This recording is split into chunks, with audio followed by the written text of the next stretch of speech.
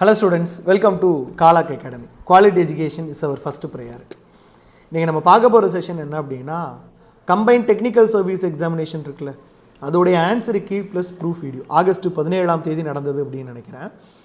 ஏன் போர்டில் எடுக்கல அப்படின்னா கொஞ்சம் உடல்நல சரியில்லை, நின்றுட்டு எடுக்க முடியாது, அதனால தான் இந்த பென் டேப்பில் வச்சு எடுத்துகிட்ருக்கேன். கொஞ்சம் அட்ஜஸ்ட் பண்ணிக்கோங்க. ஸோ கிளாஸ்க்குள்ளே போகலாம்.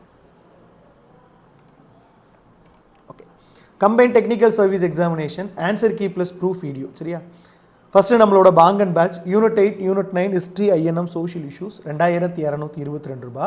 இந்த பேட்சை வந்து நீங்கள் ஆகஸ்ட் 22க்குள்ளே பர்ச்சேஸ் பண்ணீங்க அப்படின்னா 1947 ரூபா தான். இண்டிபெண்டன்ஸ் டே ஆஃபர் இன்னும் இருக்குது. இதுக்கு கூப்பன் கோட் அப்படிங்கிற இடத்துல 1947 ப்ளேஸ் பண்ணிடுங்க. நுண்ணுரை அப்படிங்கிற Tamil batch 1600. காலாக் அகாடமியோட official app play ஸ்டோரில் போய் டவுன்லோட் பண்ணிக்கலாம். ப்ளே ஸ்டோரில் காலாக் அகாடமி அப்படின்னு ஃபுல்லாக டைப் பண்ணுங்கள், வரும். தென் இது நம்மளோட அஃபிஷியல் வாட்ஸ்அப் நம்பர். உங்களுக்கு ஏதாவது டவுட் இருந்துச்சு அப்படின்னா அனுப்புங்க, நம்ம டீம் ரிப்ளை பண்ணுவாங்க. இது வந்து நம்மளோட டெலகிராம். நீங்கள் டெலகிராமில் போய் காலாக் அகாடமி அப்படின்னு டைப் பண்ணுங்கள், டெலகிராமே வந்துடும். சரியா? ஓகே. ஃபஸ்ட்டு நான் இந்த கொஸ்டின் ஒரு 2-3 கொஸ்டின் டைப் பண்ணி வச்சேன், அதுக்கப்புறம் கிளாஸ்லேயே போய் இது பண்ணிக்கலான்னு விட்டுட்டேன். 103வது கேள்வி பாருங்கள். புள்ளி விவரப்படி இந்தியாவில் வேலையின்மை விகிதம் குறைவாக இருக்குதுன்னு சொல்லியிருக்காங்க. இது உண்மை தான். ஏன்னா நம்ம தேசிய பொருளாதார ஆய்வறிக்கை இருக்கு இல்லையா, அதில் வந்து இந்தியாவில் வேலையின்மை விகிதம் 3.2% குறிப்பிட்டிருக்காங்க. அது இங்கே வந்து உங்களுக்கு வேலையின்மை அப்படிங்கிற பிடிஎஃப்ல பேஜ் நம்பர் 2ல் பாருங்களேன். தேசிய பொருளாதார ஆய்வறிக்கை இதில் வந்து 2023-24 ஆண்டில் வேலையின்மை விகிதம் வந்து 3.2% தான். அதுக்கு முன்னாடி பார்த்தீங்கன்னா 2017-18 6% இருந்துச்சான். இப்போ ஃபஸ்ட்டு ஸ்டேட்மெண்ட் கரெக்டு. ரெண்டாவது ஸ்டேட்மெண்ட் பார்த்தீங்கன்னா இந்திய பொருளாதாரம் அதன் மிகப்பெரிய மக்கள் தொகையை பராமரிக்க போதுமான தரமான வேலைகளை உருவாக்குகிறது அப்படின்னு சொல்கிறாங்க. இந்த ஸ்டேட்மெண்ட் என்ன பொறுத்த வரைக்கும் ஒரு நெருடலானது. ஏன்னா அந்த அளவுக்கு தரமான வேலைகளை இந்திய பொருளாதாரம் வந்து உருவாக்கலை. ஏன்னா இந்திய பொருளாதாரம் வந்து எல்லாருக்குமே வேலை கொடுக்குதா அப்படின்னா அது இல்லை, ஒன்று. ரெண்டாவது பார்த்தோம் அப்படின்னா இந்த இந்திய பொருளாதாரத்தில் உருவாக்கப்படக்கூடிய வேலை வாய்ப்புகள் வந்து ஆண்களுக்கும் பெண்களுக்கும் பார்த்தீங்க அப்படின்னா ஒரு வேறுபாட்டை ஏற்படுத்தி கொடுக்குது. ஓகேங்களா? ஸோ இப்போ ஆண்களுக்கும் பெண்களுக்கும் ஒரு வேறுபாட்டை ஏற்படுத்தி கொடுக்கும்போது இதில் நம்ம எப்படி எல்லாருக்கும் தரமான வேலைகளை உருவாக்குறதுன்னு சொல்லுவோன்னு தெரில. ஸோ என்னை பொறுத்த வரைக்கும் ஏதான் ஸ்டேட்மெண்ட் வரணும். அடுத்து 104. இந்த 104வது கேள்வி பாருங்களேன். இடும்பை தருவனவாக வள்ளுவர் எதனை குறிப்பிடுகிறார்? இது வந்து குரூப் 2 2018 கொஸ்டின், நம்ம ப்ரீவியஸ் இயர் கொஸ்டின் பேப்பரில் நடத்தியிருப்போம். இடும்பை தருவனவாக வள்ளுவர் எதை குறிப்பிடுகிறார்? இதுக்கான திருக்குறள் என்ன அப்படின்னா தேரான் தெளிவும் தெளிந்தான் கண் ஐயரவும் தீரா இடும்பை தரும் அப்படின்னு சொல்கிறாங்க. இப்போ இதோட பொருள் என்ன அப்படின்னு பார்த்தோம்னா ஆராயாமல் ஒருவரை தேர்வு செய்வது. அப்போ ஆராயாது கொள்ளும் நட்பு. அப்படி ஆராயாமல் ஒருவனை தேர்வு செஞ்ச பிற்பாடு அவனை பார்த்து ஐயப்படுதல், அப்போ அவனிடம் ஐயப்படுதல். இந்த ரெண்டுமே பார்த்தீங்க அப்படின்னா உங்களுக்கு வந்து தீரா இடும்பை தரும் அப்படின்னு வள்ளுவர் சொல்கிறாரு. அப்போ ஆன்சர் என்ன அப்படின்னா 1 and 2 தான். 104க்கு பார்த்தீங்க அப்படின்னா ஆன்சர் வந்து சி. அடுத்த கேள்வி 107. குப்தர்கள் ஆட்சி காலத்தில் அமத்தியாக்களுக்கும் மந்திரிகளுக்கும் இடையிலான தெளிவான வேறுபாட்டை பின்வருவனவற்றுள் எந்த நூல் குறிப்பிடுகிறது? இப்போ இந்த ஸ்டேட்மெண்ட் பாருங்கள். குப்தா டைனஸ்டி பேஜ் நம்பர் 37ல் கமண்டகாவோட நீதி சாஸ்திரா. சரியா? இந்த கமண்டகா யார் அப்படின்னா சாணக்கியரோட மாணவர்னு சொல்கிறாங்க. ஏன்னா சாணக்கியருக்கு இவருக்கு கால வேறுபாடு நிறைய இருக்கும். பட் இருந்தாலும் சாணக்கியரை வந்து இவர் தன்னுடைய குருவாக ஏற்றுக்கிட்டு ஃபாலோ பண்ண ஆரம்பித்தார். உண்மையிலே அமத்தியாக்களுக்கும் பிற அமைச்சர்களுக்குமான வேறுபாட்டை சொன்னது சாணக்கியர் தான். இவர் சாணக்கியரோட மாணவராக இருக்கிறதுனால சாணக்கியர் அர்த்த சாஸ்திரம் எழுதுனதுனால அதை பார்த்து இவர் நீதி சாஸ்திரம்னு எழுதினார். இந்த வார்த்தையை கிளாஸில் தெளிவாக சொல்லியிருக்கேன், வீடியோ எடுத்து பாருங்கள். இது தமிழில் வந்து பிரச்சனையாகும். சில பேர் நிதி சாஸ்திரம்னு எழுதுவாங்க, பட் நம்ம நிதி சாஸ்திரம்னு அதை போடக்கூடாது. ஏன்னா நம்ம சாணக்கியாவோட அர்த்த சாஸ்திரத்தை சாணக்கிய நீதினு சொல்லுவோம், ஞாபகம் இருக்கா? அப்போ இது அதே மாதிரி கமண்டகா எழுதினதை வந்து நிதி சாஸ்திரம்னு சொல்லக்கூடாது, அதுக்கு பேர் நீதி சாஸ்திரம் அப்படின்னு சொல்லியிருந்தேன். ஆனால் நம்ம சொன்ன மாதிரி எங்கே பாருங்கள், ஆன்சர் ஏ வந்து நிதி சாஸ்திரம்னு குறிப்பிட்டிருக்கான். ஆக்சுவலாக நீதி சாஸ்திரம் அப்படிங்கிறது தான் சரியான பதில். ரெண்டாவது இந்த காத்தியாயனா ஸ்மிருதி அப்படிங்கிறது நந்தர்களோட காலகட்டங்கள் எழுதப்பட்டது. அதேமாதிரி நரசிங்க புராணாவோ மார்க்கண்டேய புராணாவோ குப்தர்களோட அமத்தியாக்கும் மினிஸ்டருக்கும் உள்ள வித்தியாசத்தை சொல்லலை.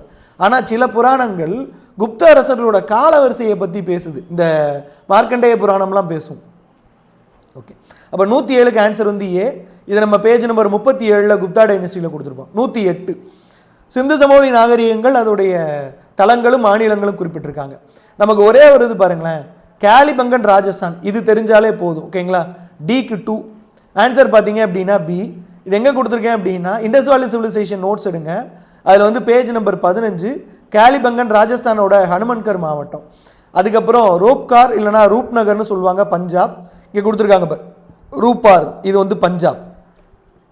இது பார்த்தீங்க அப்படின்னா பேஜ் நம்பர் 18.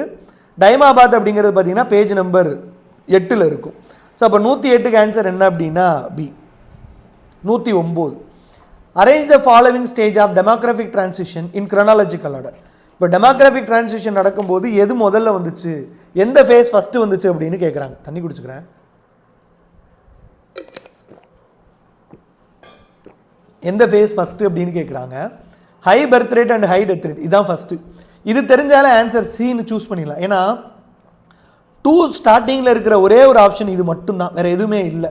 இப்போ இது எங்கே சார் கொடுத்துருக்கீங்க அப்படின்னா பாப்புலேஷன் அப்படிங்கிற ஒரு பிடிஎஃப் எடுங்க, பேஜ் நம்பர் 2.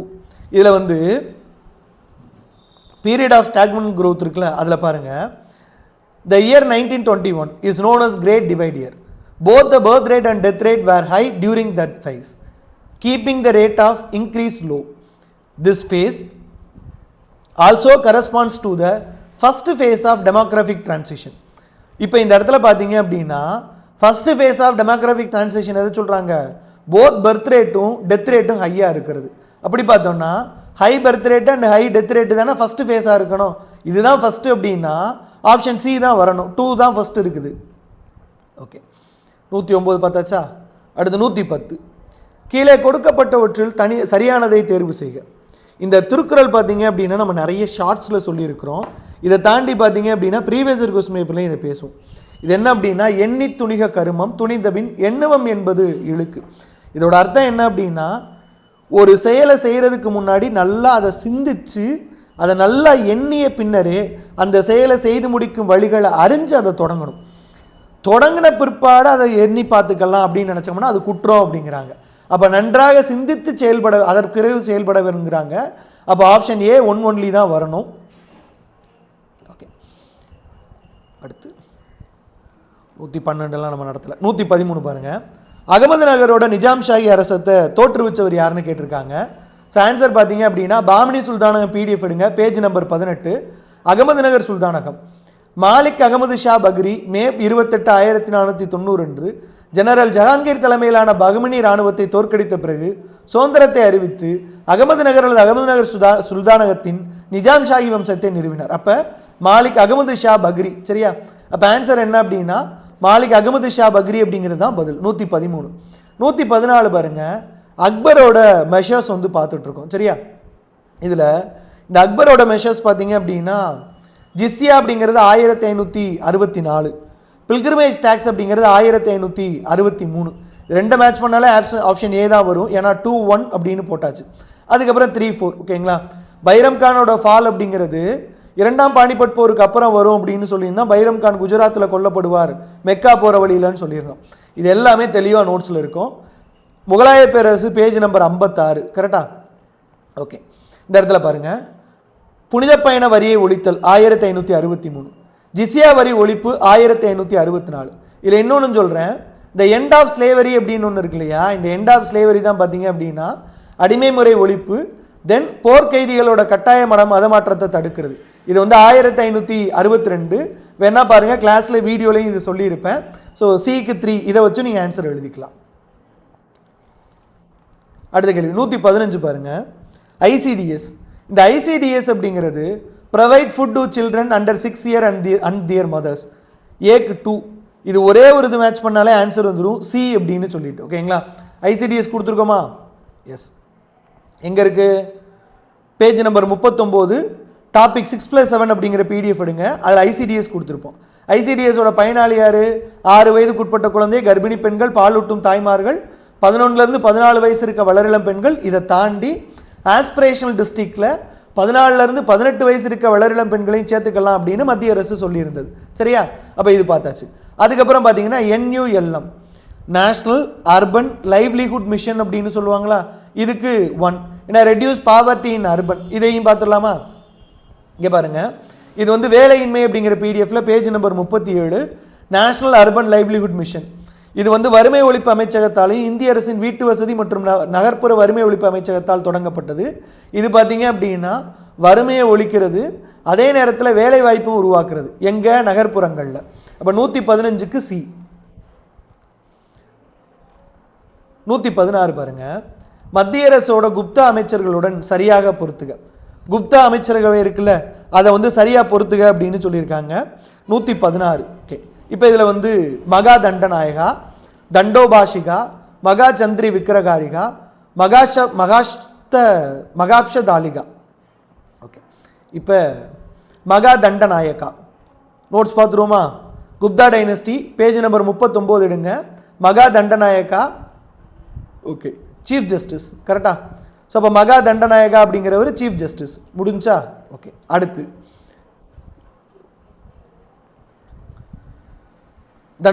மகா சந்தி விக்கிரகாரிகா அடுத்து இருக்கார்ல, எஸ், மகா சந்தி விக்கிரகாரிகா. இந்த மகா சந்தி விக்கிரகாரிகா அப்படிங்கிறவர் minister of peace and war and post war conciliation, அப்படி இல்லை அப்படின்னா ஃபாரின் அஃபேர்ஸ். இங்கே கொடுத்துருப்பேன். வெளியுறவு கொள்கையின் முதன்மை அதிகாரி மகா சந்தி விக்கிரகாரிகா. அப்போ மகா சந்தி விக்கிரகாரிகா மினிஸ்டர் ஆஃப் ஃபாரின் அஃபேர்ஸ். அப்புறம் தண்டாபிஷேகா அப்படின்னு ஒருத்தர் இருக்காரா, இவரை பார்த்துருவோமா? ஓகே, எங்கே கொடுத்துருக்கேன்? இந்த இருக்கார் பாருங்க, தண்டாபிஷேகா, போலீஸ் டிபார்ட்மெண்ட் ஹெட்டு. அப்போ அடிங்க, head of the police department. அப்போ 3, 4, 1. அதுக்கப்புறம் பார்த்தீங்கன்னா மகா அக்ஷ்தபாலிகா. சரியா? இவர் யார் அப்படின்னா சீஃப் ரெக்கார்டு கீப்பரா. அதையும் இங்கே கொடுத்துருப்போம் பாருங்க. எங்கே இருக்குது? இந்த இருக்கு பாருங்க, மகாஸ்தபாலிகா மாநிலத்தின் முக்கிய ஆவணங்கள் மற்றும் ஆணைகளை பதிவு செய்யும் அதிகாரி. அப்படி பார்த்தோம் அப்படின்னா சீஃப் ரெக்கார்ட் கீப்பர். அப்போ 3, 4, 1, 2. ஆன்சர் என்ன அப்படின்னா பி. இந்த 4மே நம்மளோட நோட்ஸில் இருக்கும். குப்தா டைனஸ்டியோட பிடிஎஃப் பாருங்கள். அப்புறம் 117, 118 நடத்தலை. 119. இந்த 119 பார்த்தீங்க அப்படின்னா இங்கே ப்ரிலிம்ஸ் பேட்சில் கொடுத்தனான்னு தெரில, பட் போன மெயின்ஸ் பேட்ச் ஸ்டூடெண்ட்ஸ் யாராவது இருந்தீங்கன்னா நோட்ஸ் எடுத்து பாருங்கள். இந்த பிடிஎஃப் வந்து அப்படியே வார்த்தைகளில் இருக்கும். சரியா? என்ன அப்படின்னா ராபர்ட் டி நொபிலி மொழித்திறன் தமிழிலும் சமஸ்கிருதத்திலும் விரிவாக எழுத உதவியது. இவர் தமிழ் உரைநடையின் தந்தை என கருதப்படுகிறார்.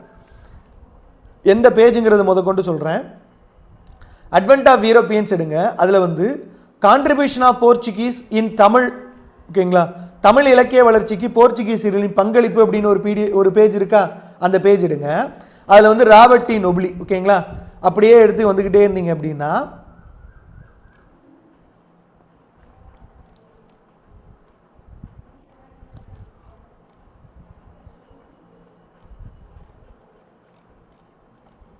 இந்த இருக்கு பாருங்க, தமிழ் உரைநடையின் தந்தை என அழைக்கப்படுகிறார். அதே மாதிரி தமிழில் 40 புக்கு, சமஸ்கிருதத்தில் 8 புக்கு, தெலுங்கில் 4 புக்கு அப்படின்னு எழுதியிருக்கார். யார்? ராபர்ட் டி நொபிலி தான். அப்போ சமஸ்கிருதத்தில் அவருக்கு தமிழ்லையும் ஒரு நாலேஜ் இருந்துச்சு. தமிழ் உரைநடையின் தந்தை, சூப்பர், ஒரு இது முடிஞ்சு. அடுத்து பாருங்க, போர்ச்சுகீசியர்கள் தங்களது ரோமன் கத்தாலிக்க குருமார்களை கீழே நாடுகளுக்கு அனுப்பி ஆயிரக்கணக்கான பரதவர்களை கத்தோலிக்க கிறிஸ்துவ மதமாற்றம் செய்தனர் அப்படின்னு, மதம் ஏற்க செய்தனர் அப்படின்னு 119 ரீசன் கொடுத்துருக்குறாங்க. சரியா?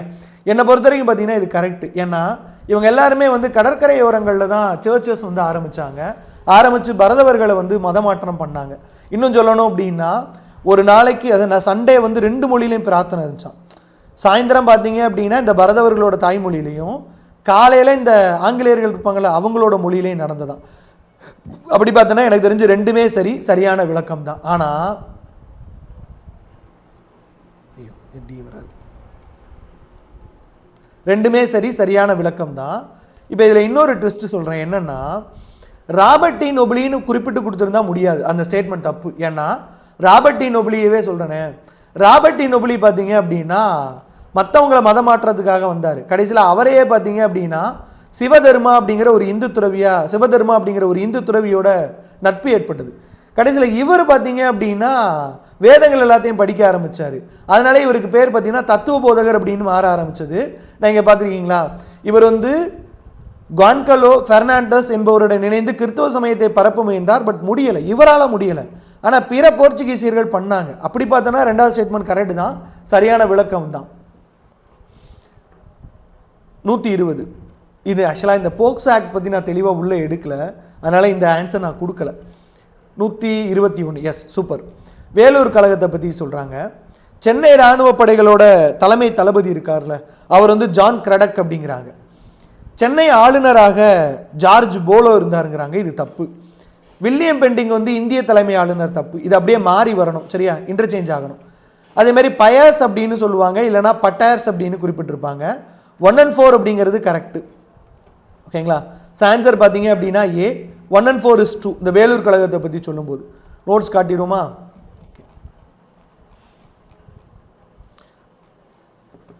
வேலூர் கழகம். இந்த வேலூர் கழகத்தில் பார்த்தீங்க அப்படின்னா மெட்ராஸ் தலைமை தளபதி வந்து சர் ஜான் கிரடக், சரியா. மெட்ராஸோட ஆளுநர் பார்த்தீங்கன்னா வில்லியம் கேவண்டிஷ் பெண்டிங். இப்போ இந்த இடத்துல இங்கேயும் குறிப்பிட்டிருப்பேன் பாருங்க. மதராஸ் இராணுவத்தோட தலைமை தளபதி சர் ஜான் கிரடக். அப்போ அந்த ஸ்டேட்மெண்ட் கரெக்டு. அதுக்கப்புறமேட்டு மெட்ராஸோட ஆளுநர் அப்படிங்கிறது வில்லியம் பெண்டிங், சரியா. அப்போ இந்த ஸ்டேட்மெண்ட் தப்பு. சென்னை ஆளுநர் ஜார்ஜ் போலோ, இந்த ரெண்டுமே தப்பு. பயஸ் தலைமையில் ஒரு குழு, இது வந்து ஹேண்ட் ரைட்டிங்கில் கடைசியாக எழுதி கொடுத்துருப்பேன், நோட்ஸை செக் பண்ணிக்கோங்க. அடுத்து 122, 23, 24 பாருங்கள். முதல் ஸ்டேட்மெண்ட்டை விட்டுருங்க, ரெண்டாவது ஸ்டேட்மெண்ட் பாருங்கள். Vedic god is Rudra is identified with him, அப்படின்னாலே முடிஞ்சு போச்சு, சிவன். அப்போ 124க்கு சி யார் அப்படின்னா சிவா. அது இங்கே குறிப்பிட்டிருப்போம்.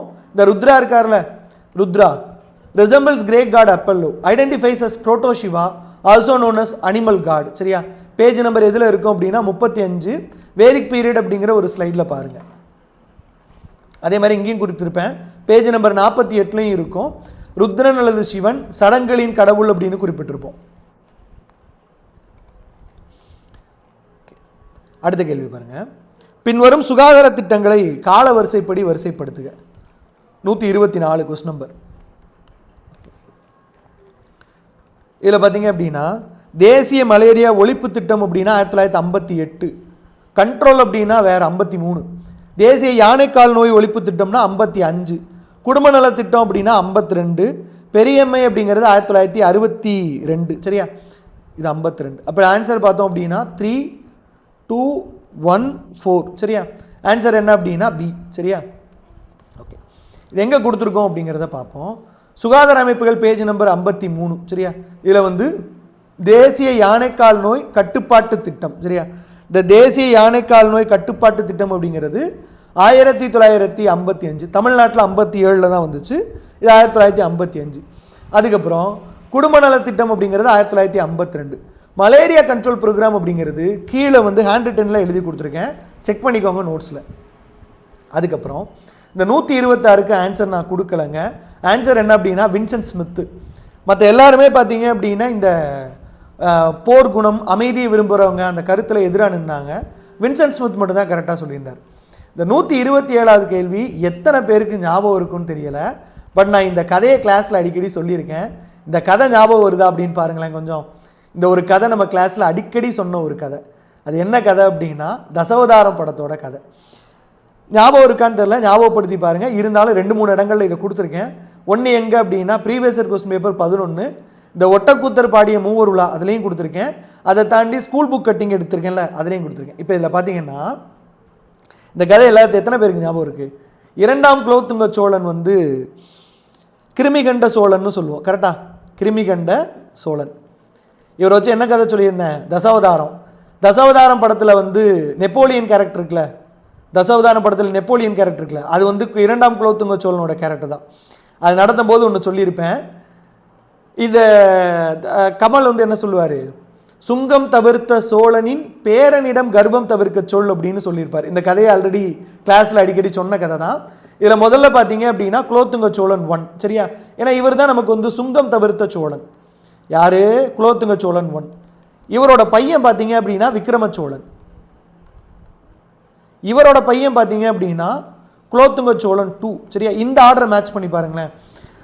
3, 2, 4, சரியா. இந்த ஆர்டரை மேட்ச் பண்ணி பாருங்கள், உங்களுக்கு ஈஸியாக ஆன்சர் வரும். இந்த ஆர்டரை நீங்கள் கொஞ்சம் மேட்ச் பண்ணி பாருங்களேன். இப்போ முதல்ல பார்த்தீங்கன்னா ராஜராஜ சோழன் வந்துட்டார், அதுக்கப்புறம் 1ஆம் குலோத்துங்கன், அப்புறம் விக்ரம சோழன், அதுக்கப்புறம் 2ஆம் குலோத்துங்கன். ஆன்சர் என்ன அப்படின்னா சி. ஞாபகம் இருக்கா? இது கிளாஸில் அடிக்கடி இந்த தசவதாரம் கதையை சொல்கிறது. ராஜராஜ சோழனோட பையன் ராஜேந்திர சோழன், ராஜேந்திர சோழனோட மகள் வழி பேரன் தான் 1ஆம் குலோத்துங்க சோழன், அவரோட பையன் விக்ரம சோழன், அதுக்கப்புறம் அவரோட பையன் 2ஆம் குலோத்துங்க சோழன். கிளாஸில் தசவதாரம் கதை எத்தனை பேருக்கு ஞாபகம் இருக்குது சொல்லியிருக்கேன், அதை கீழே கமெண்ட்டில் சொல்லுங்கள். அடுத்து இந்த 130வது கேள்வி பாருங்களேன். Radhakanta Deb first president of British India association. Gazulu Narasimha Chetty, Gazulu Lakshmi Narasu Chetty, founder of Madras native association. Surendranath Banerjee, founder of Indian association. ஒன்றா பார்த்துருவோமா? ஓகே. கிழக்கு இந்திய சங்கம், சரியா? தமிழில் தானே கொடுத்துருக்காங்க. கிழக்கு இந்திய சங்கம், சாரி, பிரிட்டிஷ் இந்திய சங்கம். பிரிட்டிஷ் இந்திய சங்கம். ஸோ பிரிட்டிஷ் இந்திய சங்கத்தோட முதல் தலைவர் யார் அப்படின்னா ராதாகந்த தேவ்னு கொடுத்துருக்காங்க. இதோட முதல் தலைவர் ராதாகந்த தேவ். அப்போ முதல் ஸ்டேட்மெண்ட் சரியாயிடுச்சா? இது வந்து எந்த பிடிஎஃப்ல இருக்குன்னு சொல்லிடுமா? இந்திய தேசிய காங்கிரஸுக்கு முன்பு இருந்த அரசியலமைப்புகள், பேஜ் நம்பர் 2. இந்த பிரிட்டிஷ் இந்திய சங்கத்தோட முதல் தலைவர் ராதாகந்த தேவ், முடிஞ்சு. சென்னை வாசிகள் சங்கம் கஸ்லு லட்சுமி நரசிம்ம செட்டி இருக்கா? சென்னை வாசிகள் சங்கம் ஜி லட்சுமி நரசிம்ம செட்டி, முடிஞ்சு. அடுத்து பார்த்தோம் அப்படின்னா இந்திய சங்கத்தின் நிறுவனர் சுரேந்திரநாத் பானர்ஜி. இந்திய சங்கம்னு சொல்லுவாங்க, இல்லை இந்திய கழகம்னு சொல்லுவாங்க. சுரேந்திரநாத் பானர்ஜி இதுக்கு ஆன்சர். அப்படி பார்த்தோம் அப்படின்னா மூணுமே சரியாக தான் மேட்ச் ஆகிருக்கு. ஆன்சர் என்ன அப்படின்னா டி. 131. இந்த 131 பார்த்தீங்க அப்படின்னா இந்திய அரசியல் சட்டத்தின் எந்த சரத்து குழந்தைகளை தொழிற்சாலை, சுரங்கம் அல்லது எந்த ஆபத்தான தொழிலும் பணியமர்த்தக்கூடாது என்று கூறுகிறது? இது எங்கே குறிப்பிட்டிருப்போம் அப்படின்னா எஜுகேஷன் அப்படிங்கிற ஒரு பிடிஎஃப்ல page number 44, constitutional provisions to eliminate child labour in India, article 24. இந்த ஆர்டிகல் 24 பார்த்தீங்க அப்படின்னா 14 வயதுக்குட்பட்ட குழந்தைகளை வந்து தொழிற்சாலை, சுரங்கம் போன்ற ஆபத்தான பணிகளில் ஈடுபடுத்தக்கூடாது, சரியா? அடுத்து இந்த 132வது கேள்வி பாருங்களேன். United Nations general assembly adopted the declaration on the rights of persons belonging to national or ethnic, religious and linguistic minorities on, சரியா? இதுக்கு 132க்கு ஆன்சர் என்ன அப்படின்னா பி தான். இது எங்கே சார் கொடுத்துருக்கீங்க, அதை கொஞ்சம் சொல்லுங்கள் சார். சோஷியல் சேஞ்சஸ் அப்படின்னு ஒரு பிடிஎஃப், பேஜ் நம்பர் 45 பாருங்கள். அதில் வந்து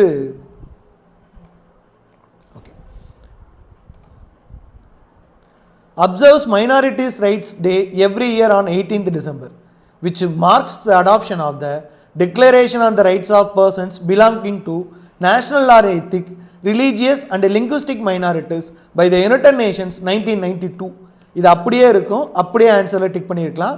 டிசம்பர் 18, 1992. டிசம்பர் 18 கூட வேண்டாங்க, வருடம் தெரிஞ்சாலே போதும், 1992 தெரிஞ்சாலே போதும். அதை வச்சு ஆன்சர் மேட்ச் பண்ணி இருந்திருக்கலாம். 133. இந்த கேள்வி வந்து கொஞ்சம், இந்த கேள்வி நிறைய பேர் கிரிட்டிசைஸ் பண்ணுறாங்க, பட் இருந்தாலும் நம்ம கொஞ்சம் அனலைஸ் பண்ணி பார்ப்போம். சமக்ரா சிக்ஷா பற்றி கேட்டிருக்காங்க. அரசு பள்ளிகளில் இந்தி திணிப்பை தமிழ்நாடு நீண்ட காலமாக எதிர்த்து வருது. மேலும் எழுச்சி பெறும் இந்தியாவிற்கான பிரதம மந்திரி பள்ளிகளில் இணைய மறுத்துவிட்டது. எனவே ஒன்றிய அரசு சமக்ரா சிக்ஷா திட்டத்தின் கீழ் நிதியை நிறுத்தி வைத்துள்ளது. காரணம் சொல்கிறாங்க, தமிழக அரசு இருமொழிக் கொள்கையும் தேசிய அளவில் அது ஏற்படுத்தியிருக்கும் தாக்கத்தை மத்திய அரசு அங்கீகரித்தாலும் 2020ஆம் ஆண்டோட புதிய கல்விக் கொள்கையின் மூலம் அது பொதுப்பட்டியலில் இடம்பெற்றுள்ள துறைகளில் தனது பங்களிப்பை வழங்க விரும்புது. இது தமிழக அரசால் கூட்டாட்சி நிர்வாக முறை என்ற கருத்துக்கு எதிரானதாக கருதப்பட்டு கடுமையாக எதிர்க்கப்படுகிறது. இப்போ சமக்ரா சிக்ஷா நம்ம நடத்தியிருக்கோம்ல, அந்த பேஜ் எடுப்போம். பேஜ் நம்பர் 16, சரியா? சமக்ரா சிக்ஷாவோட பிடிஎஃப் எடுங்க, சாரி, எஜுகேஷன் சிஸ்டம் பிடிஎஃப் எடுங்க, தமிழ்நாட்டில் கல்வி முறைகள், பேஜ் நம்பர் 16. சமக்ரா சிக்ஷா பார்த்தீங்க அப்படின்னா அதோட குறிக்கோள்கள் முக்கியமாக பாருங்கள். நோக்கங்கள்: தேசிய கல்விக் கொள்கைகளை பரிந்துரைகளை செயல்படுத்துவதில் மாநிலங்கள் மற்றும் யூனியன் பிரதேசங்களை ஆதரித்தல். அப்போ தெளிவாக மேலே சமக்ரா சிக்ஷான்னு கொடுத்துட்டு ரெண்டாவது தேசிய கல்விக் கொள்கைன்னு சொல்கிறாங்க. இந்த ரெண்டுக்கு ஏதாவது கனெக்ஷன் இருக்குமான்னு நிறைய பேர் கேட்டுட்டு இருந்தீங்க. கனெக்ஷன் உண்டு, ஏன்னா அதை தான் சொல்கிறேன் பாருங்க. சமக்ரா சிக்ஷாவோட நோக்கமே தேசிய கல்விக் கொள்கையின் பரிந்துரைகளை செயல்படுத்துவதில் மாநிலங்கள் மற்றும் யூனியன் பிரதேசங்களை ஆதரிக்கிறது, சரியா? இப்போ இதில் என்ன சொல்கிறாங்க அப்படின்னா சமக்ரா சிக்ஷா அப்படிங்கிறது ஒருங்கிணைந்த பள்ளி திட்டம் அப்படிங்கிறனால பள்ளிகளுக்கு முழுசாக பண்ணுறாங்க. தேசிய கல்விக் கொள்கையில் மும்மொழி கொள்கை இருக்குது. அப்படி பார்த்தோம்னா ரெண்டு ஸ்டேட்மெண்ட்டும் கரெக்டு தான், சரியான விளக்கம் தான். இப்போ நம்ம இங்கே தெரிஞ்சுக்க வேண்டியது சமக்ரா சிக்ஷாக்கும் தேசிய கல்விக் கொள்கைக்கும் ஏதாவது லிங்க் இருக்கா, அதை மட்டும்தான். அதையும் நம்ம ப்ரூவ் பண்ணி காட்டியாச்சு. 136. பிரிட்டிஷாரோட செல்வ சுரண்டல் கோட்பாடு இந்தியாவை எப்படி பாதிச்சதுன்னா ஏழ்மை மற்றும் பஞ்சம், ரெண்டாவது பொருளாதார வளர்ச்சியின் தேக்கம், வரிச்சுமை குறைவுலாம் கிடையாது. B1 and 2 தான், சரியா?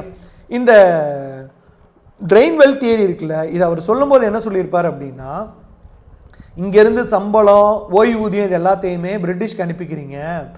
அதனால் ரெண்டாவது இங்கே வந்து அதிகமான சம்பளம் வந்து பிரிட்டிஷ் ஆஃபீஸர்ஸ்க்கு கொடுக்குறாங்க, அவங்க இது எல்லாத்தையுமே பிரிட்டிஷ்க்கு அனுப்பிடுறாங்க. அப்படி அனுப்பும்போது பார்த்தீங்க அப்படின்னா the British bureaucrats were remitted back home and the pensions paid in England all drained from Indian revenue. This amounted to economic drain of natural resources. ஒன்று. அதுக்கப்புறம் இங்கேயும் சொல்லியிருப்பார் பாருங்க, இந்த தாதாபாய் நவ்ரோஜி வந்து poverty to the drain of wealth, இந்த இந்திய வறுமைக்கும் செல்வ கோட்பாட்டுக்கு நடுவில் ஒரு லிங்கை கண்டுபிடிச்சிருப்பார். கண்டுபிடிச்சி தான் இவங்க வந்து செல்வத்தை வந்து ஒரு வடிகால் போட்டு பிரிட்டிஷ்க்கு கொண்டு போகிறதுனால ஏழ்மையும் பஞ்சமும் ஏற்படுது, பொருளாதார வளர்ச்சியில் ஒரு தேக்கம் ஏற்படுது. ரெண்டுமே கரெக்டு தான், பி. அடுத்து 137, இதை தான் ஷார்ட்ஸில் போட்டிருந்தேன். இதில் பார்த்தீங்கன்னா இந்த 4வது ஸ்டேட்மெண்ட் வந்து இங்கிலீஷில் சரியாக இருக்குது, தமிழில் பார்த்தீங்க அப்படின்னா தப்பாக இருக்குது. இந்தியாவில் பிராமணர் அல்லாத இயக்கங்களுக்கு அடித்தளம் அமைத்தது நீதி கட்சி. இந்த ஸ்டேட்மெண்ட் என்னால் தப்புன்னு கூட சொல்ல முடியும். ஏன்னா நீதி கட்சிக்கு முன்பே சில அமைப்புகள் வந்துருச்சு. ஆதி திராவிட ஜனசபை, மெட்ராஸ் பிராமணர் அல்லாதோர் சங்கம், மெட்ராஸ் யுனைடெட் லீக், இதெல்லாம் வந்த அப்புறம் தான் நீதி கட்சி வந்தது. தெளிவாக என்ன பண்ணிட்டாங்க, இந்த ஸ்டேட்மெண்ட்டை தப்புன்னு சொல்லக்கூடாதுன்னு எல்லாத்துலேயுமே ஃபஸ்ட் ஆப்ஷனை கொடுத்துட்டாங்க. நீதி கட்சி ஆட்சியில் அரசு அதிகாரிகளை தேர்வு செய்ய பணியாளர் தேர்வு வாரியம் அமைக்கப்பட்டது. கரெக்டு தான், பணியாளர் தேர்வு வாரியம் அமைச்சாங்க. இதாக இருக்கு இல்லையா, 24-29 இருந்துச்சு, கரெக்டு தான். அடுத்து தன்னாட்சி இயக்கத்தை முன்மொழிந்தது, தப்பு. அடுத்த ஸ்டேட்மெண்ட் பாருங்களேன், இப்போ இதே நீங்கள் தமிழ் மீடியம் ஸ்டூடெண்ட்னா 1 and 2 போட்டு போயிடுவீங்க. தமிழ் மீடியம் சொன்னால் 4வது ஸ்டேட்மெண்ட் தப்பு தானே, இது மத ஒழிப்பு சட்டம்னு கொடுக்கான். இது தமிழில் தப்பாக இருக்குது, ஆனால் இங்கிலீஷில் கரெக்டாக இருக்குது பாருங்கள். Hindu religious endowment act. அப்படி பார்த்தா இங்கிலீஷ் மீடியம் ஸ்டூடெண்ட்ஸ் என்ன போடுவான், 1 to 4 போடுவான். தமிழ் மீடியம் ஸ்டூடெண்ட்ஸ் என்ன போடுவாங்க, 1 and 2ன்னு போடுவாங்க. அப்படி போடும்போது தமிழ் மீடியத்துக்கு ஒரு அநீதி தான். ஏன்னா ஹிந்து ரிலீஜியஸ் என்டோமெண்ட் ஆக்ட் அப்படின்னா இந்து மத அறக்கட்டளை சட்டம், இல்லை இந்து மத நன்கொடை சட்டம், இந்து மத அன்பளிப்பு சட்டம்னு போடலாம், ஒழிப்பு சட்டம்னு போட்டு விட்டாங்க. ஓகே, இந்த இருக்கு இல்லையா, இது வந்து இந்து பரிபாலன சட்டமாக 22 பாஸ் பண்ணாங்க. அதுக்கப்புறம் இந்து அறநிலையத்துறை சட்டம் வந்து அறநிலையத்துறை வாரியம் வந்துச்சு. பட் இதை வந்து தமிழில் தப்பாக கொடுத்துருக்காங்க. ஆன்சர் என்னன்னா 1 to 4 தான். 138, மாடசாமி பிள்ளை பற்றி உண்மையான கூற்றை சொல்லுங்க அப்படிங்கிறாங்க. இதை வந்து ஒத்துழையாமை இயக்கத்தில் பங்கெடுத்தார், இது தப்பு. சரியா, இந்த ஸ்டேட்மெண்ட் வரவே வராது. ஸோ 1 2 வரணும், இல்லைனா 1 only வரணும். இந்த 2 ஸ்டேட்மெண்ட்டில் ஏதாவது ஒன்று தான் சரியாக இருக்கணும். வஉசியோட வலது கையாக இருந்தார். எந்த அளவுக்கு வலது கை தெரியுமா, 2 பேரும் ஒரே ஊருக்காரங்க. இவர் பேரே ஒட்டப்படாத மாடசாமி பிள்ளை தான். எங்கே சொல்லியிருக்கேன், role of Tamil Nadu in freedom struggle page number 24. சரியா, அதிலே சொல்லியிருப்பேன். ஒட்டப்படாத மாடசாமி பிள்ளை இவர் வந்து வஉசியோட இருந்த காலகட்டத்தை விட வாஞ்சிநாதனோட இருந்த காலகட்டம் அதிகம். ஆஷ் கொலை வழக்கில் இவர் தான் ரயில்வே ஸ்டேஷனுக்கு போனார் அப்படின்னு ஒரு கருத்து உண்டு. ஸோ வாஞ்சிநாதனோட தண்டனைக்கு பழி வாங்கிறதுக்காக இந்த மாதிரி பண்ணாங்க. வாஞ்சிநாதன் வந்து வஉசியோட தண்டனைக்கு பழி வாங்குறதுக்கு தான் வாஞ்சிநாதன் இப்படி பண்ணார் அப்படிங்கிற மாதிரி சொல்லுவாங்க. ஓகே, இப்போ ஒட்டப்படாத மாடசாமி பிள்ளை வந்து வஉசிக்கும் நல்ல நண்பர், வாஞ்சிநாதனுக்கும் நல்ல நண்பர். இதில் பார்த்தீங்க அப்படின்னா at the same time Vanchinathan was accompanied by another man who wear dhoti when collector shoot Ashe. He is Madasamy Pillai. Vanchinathan வந்து ஆஷ் துரையை சுட்டுக் கொள்ளும் போது கூட ஒருத்தர் இருந்தாராம், அவர் பேர் பார்த்தீங்க அப்படின்னா என்னது, மாடசாமி பிள்ளை. ஸோ மாடசாமி பிள்ளை வந்து தப்பிச்சு போனார். ஆனால் அவர் எங்கே தப்பிச்சு போனார் அப்படிங்கிறது தெரியலை. இவங்க ஜெர்மனின்னு கொடுத்துருக்காங்கல்ல, ஜெர்மனிக்கு போனதாக சான்று இல்லை, பாண்டிச்சேரிக்கு போனார்னு சொல்கிறாங்க. எக்ஸாக்டான பதில் பார்த்தீங்கன்னா 1 only தான். பட் இவங்க 1 and 2 கொடுக்கறதுக்கு வாய்ப்பு இருக்குது. இந்த 2ல் 2மே வரலாம். பட் என்னை பொறுத்த வரைக்கும் நோட்ஸை நான் பார்த்த வரைக்கும் அவர் பாண்டிச்சேரிக்கு தப்பிச்சு போனார். அதுக்கப்புறம் அவர் எங்கே போனார்னு தெரியலை. பாண்டிச்சேரி வழியாக மலாயா அப்படிங்கிற ஒரு இடத்துக்கு போனதாக தான் சொல்லப்படுது. ஜெர்மனிக்கு போனதுக்கு கூற்று இல்லை. ஸோ பெரும்பாலும் பார்த்தீங்கன்னா என்னை பொறுத்த வரைக்கும் ஆன்சர் வந்து பி தான் வரலாம். இவருக்கு பாரதிதாசன் உதவி பண்ணார் அப்படின்னு கூட சொல்கிறாங்க.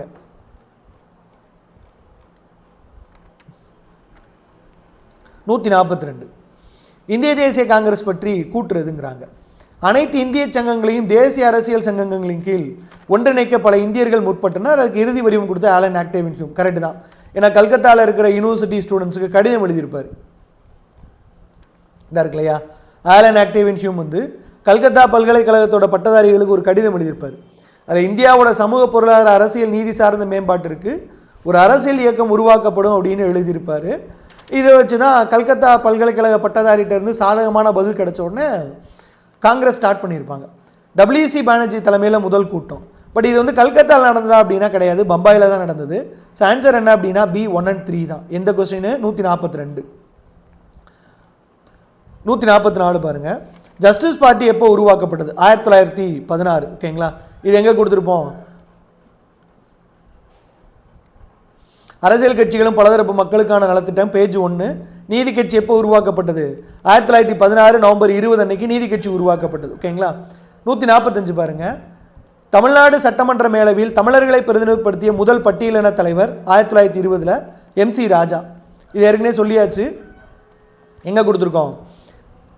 தமிழ்நாட்டின் சமூக பொருளாதார வளர்ச்சி, யூனிட் 9 டாபிக் 2, பேஜ் நம்பர் 25. அதில் பார்த்தீங்க அப்படின்னா சட்டமன்றத்துக்கு தேர்ந்தெடுக்கப்பட்ட முதல் தாழ்த்தப்பட்ட சமூக உறுப்பினர் 1920 23 வரைக்கும் MLC-யாக இருந்தார். சரியா? முடிஞ்சு. 146. ஒரு சட்டமன்ற உறுப்பினராக எனது அனுபவம், my experience as a legislator. யார்? முத்துலட்சுமி ரெட்டி. இது ஸ்டூடெண்ட்ஸ் நிறைய பேர் சொல்லியிருந்தாங்க. நான் சார் நீங்கள் இமேஜோடு கொடுத்ததுனால ஈஸியாக எங்களால் ஞாபகம் வச்சுக்க முடிஞ்சது அப்படின்னு. சுதந்திர போராட்ட தமிழகத்தில் பெண்களின் பங்கு, page number 5, my experience as a legislator, Muthulakshmi Reddy. அடுத்த கேள்வி பாருங்க. பின்வருவனவற்றுள் சென்னையில் நடைபெற்ற இந்திய தேசிய காங்கிரசின் 3வது கூட்டத்தில் தமிழில் முதல் முறையாக பேசியவர். நிறைய பேர் என்ன பண்ணுறாங்க அப்படின்னா வெங்கடேசன் சார் புக்கில் இதுக்கான ஆன்சரை பார்த்துட்டு முக்கனான் சாரி அப்படின்னு ஒருத்தர் பேசுகிறாங்க. முக்கனான் சாரி அப்படின்னா பேர் ஏதோ நார்த் இந்தியன் பேர் மாதிரி இருக்குல்ல. ஆக்சுவலாக இதுக்கான உண்மையான நோட்ஸ் எங்கே தெரியுமா இருக்குது? நான் கொடுத்துருக்கேனான்னு தெரில. ஜி சுப்பிரமணியர் பற்றி ஒரு PDF இருக்கும், அதில் இருக்கும். 1887 சென்னையில் நடந்த காங்கிரஸில் கும்பகோணம் கைவினைஞர்கள் பிரதிநிதியாக ஒருவர் கலந்து கொண்டவர் திரு மூக்கன் ஆசாரி. இவர் தான் காங்கிரஸில் முதலாக தொழிற்கல்வியை பற்றிய தீர்மானத்தை ஆதரித்து தமிழில் பேசினார். காங்கிரஸில் ஒலித்த முதல் தமிழ் குரல் இவரது குரலே. சரியா? ஸோ இது ஒரு பேர் என்ன அப்படின்னா மூக்கன் ஆசாரி. ஸோ ஒரிஜினல் வெர்ஷனுக்கும் அதை பார்த்து இன்னொருத்தர் எழுதுறதுக்கும் எவ்வளோ வித்தியாசம்னு பாருங்கள். இது வந்து முக்கனான் சாரின்னு போட்டிருக்காங்கல்ல, இந்த பேரே தப்பு. அவர் பேர் மூக்கன் ஆசாரி. ஜி சுப்பிரமணிய ஐயரோட PDF-ல கொடுத்துருக்கிறேன். G Subramania Iyer, page number 97. PDF குரூப்பில் இருக்கான்னு பாருங்கள். அடுத்து இது நம்ம பேசலை, இது நமக்கு தெரியாது. LPG model 152. இந்த LPG மாடல் வந்து 1990களில் அறிமுகப்படுத்தப்பட்டது. ஆன்சர் என்ன அப்படின்னா பி. சரியா? இது வந்து நம்ம ஸ்கூல் புக்கில் இருந்து கட்டிங்ஸ் எடுத்து கொடுத்துருப்போம்ல, அதில் பார்த்தீங்க அப்படின்னா யூனிட் 9 ஸ்கூல் புக் ஒரு 52 பேஜ் கொடுத்துருக்கோமா, அதில் 41வது பேஜ் பாருங்கள். LPG மாடல் அப்படிங்கிறது 1990களோட தொடக்கத்தில் வந்துச்சு. இங்கே ஆப்ஷனில் பார்த்தீங்கன்னா 1990 பற்றி இருக்கிறது ஒரே ஒரு ஆப்ஷன் தான், 91. 153 பாருங்கள். அயோத்திதாச பண்டிதர் ஒரு பைசா தமிழன் அப்படிங்கிற பேரில் வார இதழ். கரெக்டு தான். செரம்பூர் மத பரப்பாளர்கள் இந்தியாவிற்கு 2வது வருகை தந்தாங்கல்ல, இவங்க முதல்ல வருகை தந்தவங்க. ரக்னுமாய் மத்தியசனன் சபா 1851 பௌத்தர்கள் கிடையாது, இது பார்சஸ். ஸோ இப்போ ஆன்சர் என்ன அப்படின்னா A ஒன்லி தான். இதுக்கு ஆன்சர் பார்த்துருவோமா? ஓகே. தமிழ்நாட்டின் சமூக பொருளாதார வளர்ச்சியில் சமூக மறுமலர்ச்சி இயக்கங்களின் பங்களிப்பு, பேஜ் நம்பர் 14 PDF. அப்போ பத்திரிகை ஒரு பைசா தமிழன் அயோத்திதாச பண்டிதரால் வெளியிடப்பட்டது. புதன்கிழமை அதோட இமேஜ் இது தான். அதுக்கப்புறம் இந்த செராம்பூர் மிஷனரிஸ் இருக்கு இல்லையா, the Baptist missionary William Carey had come to India in 1793 and by 800 there was a Baptist mission in Serambur, Bengal. 1793 வந்தாங்க, 1800 வந்தாங்க. இவங்க தான் ஃபஸ்ட்டு ஆக்சுவலாக. சரியா? இவங்க செகண்டுன்னு சொல்லக்கூடாது. இது என்ன PDF சார் அப்படின்னா சோஷியல் ரிஃபார்ம் ஆக்ட்ஸ் அப்படிங்கிற ஒரு PDF, பேஜ் நம்பர் 9. இது நீங்கள் ஞாபகம் இருக்குன்னு நினைக்கிறேன், மெயின் ஸ்டூடெண்ட்ஸ்க்கு தான் இந்த PDF இருக்கும்.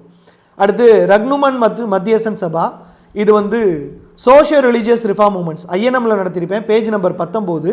ரக்னுமாய் Mazdayasnan Sabha 1851 Dadabhai Naoroji Furdunji, KR Cama, JP Wacha, SS Bengalee இவங்க எல்லாம் சேர்ந்து உருவாக்குனாங்க. இதோட நியூஸ் பேப்பர் தான் ராஸ் கோஃப்தர்.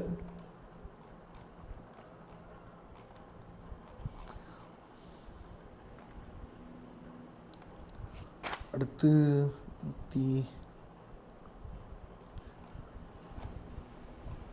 160 நம்ம சொல்லலை, நிதி ஆயோக் நம்ம சொல்லலை, ஆப்டிடியூடு நடத்தலை. அடுத்து எங்கே போகிறோம் அப்படின்னா இந்த இருக்கு 171. Arrange the following chronological order, PQLI, அதுக்கப்புறம் MDG, HDA, STG எல்லாத்தையும் பார்த்துருமா? PQLI எங்கே கொடுத்துருக்கேன்? HDI நோட்ஸ் பாருங்கள், page number 1. PQLI 1979. Okay, HDI வந்து 1990 நோட்ஸ்லேயே கொடுத்துருப்பேன். STG 2015, MDG வந்து 2000. சரியா, மறுபடியும் ப்ரூஃபே காட்டிடுவோம். HDI பார்த்தீங்க அப்படின்னா 1990. சரியா, அதுக்கப்புறம் STG பார்த்தீங்க அப்படின்னா 2015 வந்து ஏற்றுக்கொள்ளப்பட்டது. இது வந்து என்ன PDF அப்படின்னா பல்வேறு துறைகளில் தமிழகம் நிகழ்த்தியுள்ள சாதனைகள், பேஜ் நம்பர் 7. அப்போ ஆன்சர் நீங்கள் மேட்ச் பண்ணி பார்த்தீங்க அப்படின்னா 1, 3, 2, 4. ஆன்சர் என்ன? சி. கரெக்டா? 172. வேதம் செய்த தமிழ்மாறன் யார் அப்படின்னா நம்மாழ்வார். இது எங்கே இருக்குது அப்படின்னா சமய முன்னோடிகள் PDFல பாருங்கள், பேஜ் நம்பர் 88.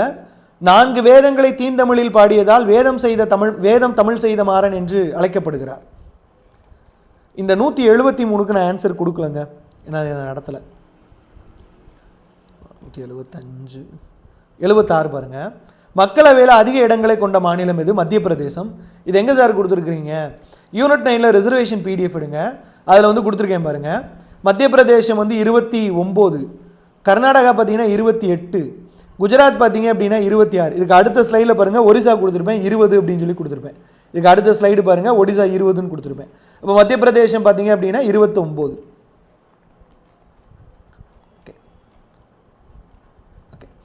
தமிழ்நாடு முழுவதும் நேர்மையான வளர்ச்சி தொடர்பாக பின்வரும் கூற்றுகளில் இது சரியானது.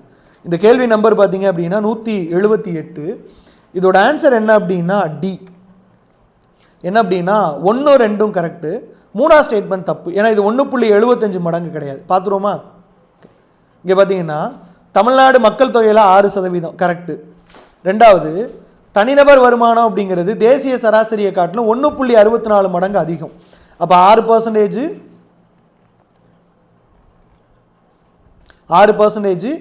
1.64 மடங்கு, இந்த ரெண்டுமே கரெக்டு. சரியா, சரி, 1.64 மடங்கு. மாநிலத்தின் மொத்த உள்நாட்டு உற்பத்தியில் 50%, மாநிலத்தின் 25% பகுதிகளில் பரவி இருக்குது அப்படின்னு குறிப்பிட்டிருக்காங்க.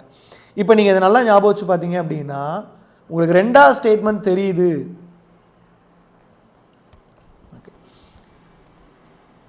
இது வந்து எந்த PDF அப்படின்னா தமிழ்நாடு 1 ட்ரில்லியன் இதில் குறிப்பிட்டிருக்காங்க பாருங்கள். 50% of the state GDP spread over 25 districts. அப்போ இந்த ஸ்டேட்மெண்ட் கரெக்ட் தான். 1 and 2 கரெக்டு, 3 வந்து தப்பு. இப்போ உங்களுக்கு 2 தெரியுது, 3 தப்புன்னு வச்சுக்கோங்களேன். ஆப்ஷன் இருக்கிற ஒரே ஒரு ஆப்ஷன் என்னன்னா 1 and 2 மட்டும்தான். கரெக்டா? 2 சரின்னு தெரியுது, 3 தப்புன்னு தெரியுது. அதுக்கு நம்மளோட இந்த 2 பேஜை பார்த்தாலே போதுமே. 2 சரின்னு தெரியுது, 3 தப்புன்னு தெரியுது, ஆன்சர் போட்டலாம்ல ஈஸியாக. இது யூடியூப்லேயே ஃப்ரீயாக தான் நடத்தி கொடுத்துருக்கேன். 179. அன்பளிப்பு அப்படிங்கிற சிறுகதையோட ஆசிரியர் யார் அப்படின்னா கு. அழகிரிசாமி. சார் இதை வந்து நான் 3 இடத்துல நடத்தியிருக்கேன். எங்கெங்க சார் நடத்தியிருக்கீங்க? 1, 9ஆம் வகுப்பு தமிழ் புத்தகம் நம்ம யூடியூப்லேயே நம்ம சேனலில் வீடியோ இருக்குது. இப்போ கூட போய் சர்ச் பண்ணி பாருங்கள். அன்பளிப்பு கு. அழகிரிசாமி போட்டிருக்கோமா? 2வது பார்த்தீங்கன்னா சிறுகதைகள் அப்படிங்கிற லிட்ரேச்சர் அப்படிங்கிற PDF பேஜ் நம்பர் 44. சிறுகதை அப்படிங்கிற ஒரு PDF பேஜ் நம்பர் 1. அதுலேயும் அன்பளிப்பு கு. அழகிரிசாமி கொடுத்துருப்பேன். அடுத்து இந்த 180வது கேள்வி பார்த்தீங்கன்னா கொஞ்சம் டஃப்பான கேள்வி மாதிரி இருக்குது, ஆனால் ஸ்கூல் புக்கில் இருந்து எடுத்திருக்காங்க. Exhibition sites and archaeologist. இது வந்து பூம்புகார் எக்ஸிபிஷன் பார்த்தீங்க அப்படின்னா சுப்ராயலு அப்படின்னு ஒருத்தர். இதை நீங்கள் மேட்ச் பண்ணிங்கனாலே ஆன்சர் வந்துடும். ஏன்னா ஏக்கு 1 இருக்கிற ஒரே ஒரு ஆப்ஷன் இதுதான். இது எங்கே சார் இருக்குது, நீங்கள் எங்கே கொடுத்துருக்கீங்க? ஸ்கூல் புக் ஆர்கியாலஜி அப்படின்னு ஒன்று இருக்கும் பாருங்கள். இது மொத்தம் பார்த்தீங்க அப்படின்னா நமக்கு வந்து ஆர்கியாலஜி ரிலேட்டடான ஸ்கூல் புக்ஸ் வந்து கொடுத்துருக்கேன். அதில் வந்து இந்த இருக்குது பாருங்கள், பூம்புகார் எக்ஸிபிஷன் பற்றி குறிப்பிட்டிருப்பாங்க. இதெல்லாமே பார்த்தீங்க அப்படின்னா பூம்புகார் எக்ஸிபிஷன் தான். அதில் வந்து பூம்புகாருக்கு போடக்கூடாது, கொடுமணலுக்கு போடணும். சுப்ராயில் இங்கே தப்பாக மேட்ச் பண்ணுற மாதிரி பாருங்க.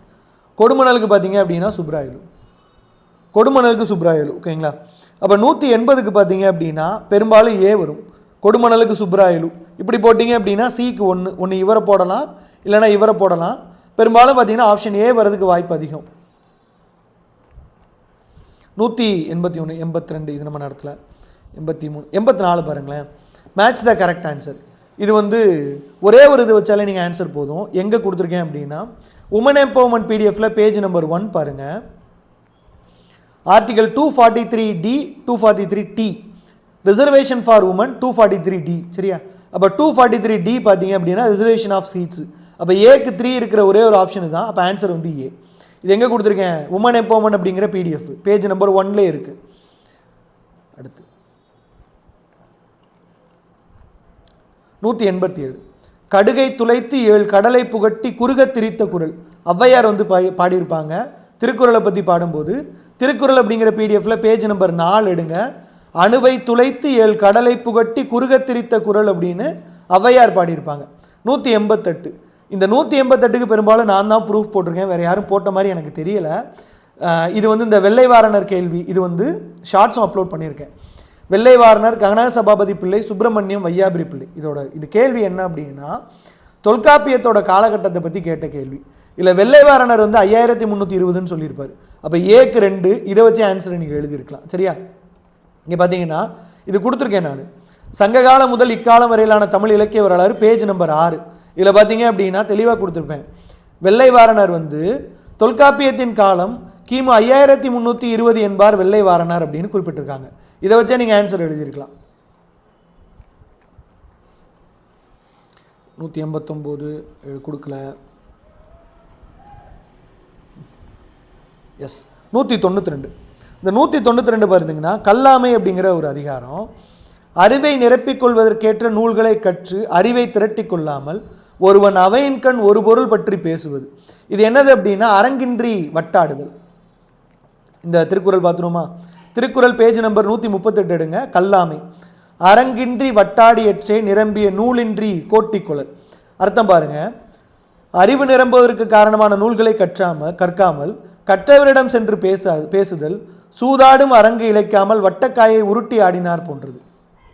193. பின் வருவனவற்றுள் வள்ளுவர் வழி வரிசைப்படுத்துக. இது பார்த்தீங்க அப்படின்னா இயற்றலும் அப்படிங்கிற ஒரு திருக்குறள் வரும்ல, அது காட்டிடுமா? Page number 178.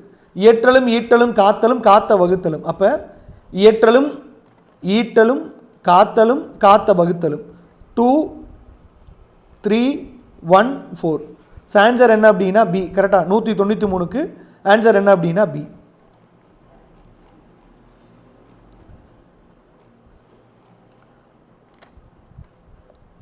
நூற்றி 197 பாருங்க.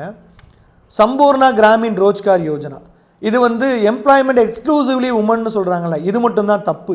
ஏன்னா மற்ற எல்லாமே பார்த்தீங்க அப்படின்னா சரியாக தான் இருக்குது. இது எங்கே கொடுத்துருக்கோம் அப்படின்னா வேலையின்மை பேஜ் நம்பர் 19. சம்பூர்ண கிராமின் ரோஜ்கார் யோஜனா செப்டம்பர் 25 2001. சரியா? இதுக்கப்புறம் பாருங்கள் இங்கிலீஷில் இது கொஞ்சம் தெளிவாக இருக்கும். Additional wage employment in rural areas, provide wage employment in rural masses, central government schemes. Exclusively women கிடையாது. சரியா? 199 200. இந்த திருக்குறள் பார்த்தீங்க அப்படின்னா நிறைய இடம் மேட்ச் ஆகும். அரசருக்குரிய தகுதி பேறுகளாக திருவள்ளுவர் எதை குறிப்பிடுகிறார்? ஓகேங்களா? அரசருக்குரிய தகுதி பேறு அப்படிங்கிறது இது ஒரு திருக்குறளை வச்சு சொல்ல முடியாது. வேலோடு நின்றான் போல அப்படிங்கிறத சொல்லக்கூடாது. இப்போ வந்து முறை செய்து காத்தல் கரெக்டு. சரியா? இந்த முறை செய்து காத்தல் அப்படிங்கிறது அரசருக்குரிய முக்கியமான தகுதி. அப்படி பார்த்தோம் அப்படின்னா ஆப்ஷன் பி இது வந்துடும். இப்படியே நீங்கள் எழுதிக்கலாங்கிறேன். குழப்பறதை விட இப்படி ஆன்சர் ஈஸியாக எழுதிக்கலாங்கிறேன். ஓகேங்களா? ஓகே. ஸோ இப்போ எல்லாத்துக்குமே நம்ம வந்து ப்ரூஃப் எல்லாமே காட்டியிருப்போம், நீங்கள் பார்த்துருப்பீங்க. ஓகே. இந்த ப்ரூஃப் வீடியோ போடுறதுல நிறைய பேருக்கு பிடிக்கலையா என்னன்னு தெரியல. ப்ரூஃப் வீடியோ போட்டாலே நெகட்டிவ் கமெண்ட் 1 2 வரும். நான் மறுபடியும் சொல்கிறேன், நான் வந்து எந்த பொய்யும் சொல்ல, எந்த பேஜ் நம்பர் கொண்டு காட்டிடுவேன். ரெண்டாவது இதில் மாற்று கருத்து இருந்தால் நீங்கள் சொல்லலாம். நம்ம வந்து 10,000 20,000 1 லட்சம் ஃபீஸ் வாங்கிட்டு சொல்லிக் கொடுக்கல. வெறும் 2,000 வாங்கிட்டு எனக்கு தெரிஞ்சதை சொல்லி கொடுத்துருக்கேன். அதில் வந்த கொஸ்டின்ஸை போடுறேன். இதில் உங்களுக்கு என்ன பிரச்சனை இருக்குன்னு தான் எனக்கு தெரியலை. நெகட்டிவ் கமெண்ட் போடுவாங்க, நம்ம ரிப்ளை கொடுத்தோம்னா கமெண்ட்டை டெலீட் பண்ணிட்டு போயிடுறாங்க. இப்படியும் சில பேர் இருக்காங்க. சரி, நம்ம அவங்கள பற்றி எதுக்கு பேசிக்கிட்டு. பாங்கன் பேட்ச் இப்போ நம்ம காட்டின பிடிஎஃப் எல்லாமே இதில் தான் வருது. Unit 8 unit 9 history INM social issues 2222 1947 தான். நீங்கள் ஆகஸ்ட் 22க்குள்ளே பர்ச்சேஸ் பண்ணலாம்.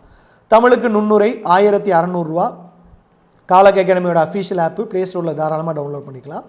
அதுக்கப்புறம் இது நம்மளோட வாட்ஸ்அப் நம்பர். ஏதாவது டவுட் இருந்துச்சுன்னா நீங்கள் வாட்ஸ்அப்புக்கு மெசேஜ் அனுப்பியே கேட்டுக்கலாம். வேறு ஏதாவது உங்களுக்கு சந்தேகம் இருந்துச்சுன்னா கீழே கமெண்ட்டில் பின் பண்ணுங்கள், நான் ரிப்ளை பண்ணுறேன். தேங்க்யூ.